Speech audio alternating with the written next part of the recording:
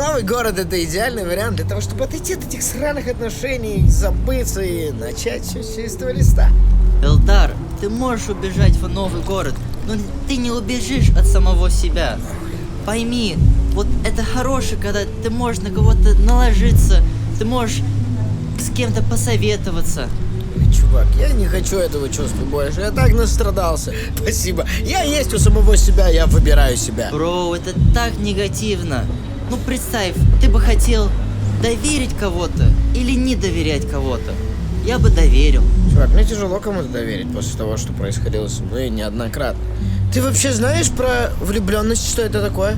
Что такое? Это расстройство привычек и влечений. F63.9. Розовые очки. Все мы такие слышали про эти розовые очки, как это романтично. Но нихуя подобного. Ты идеализируешь человека, влюбляешься в образ, который нарисовал у себя в голове, а потом, блядь, разбиваешься об него.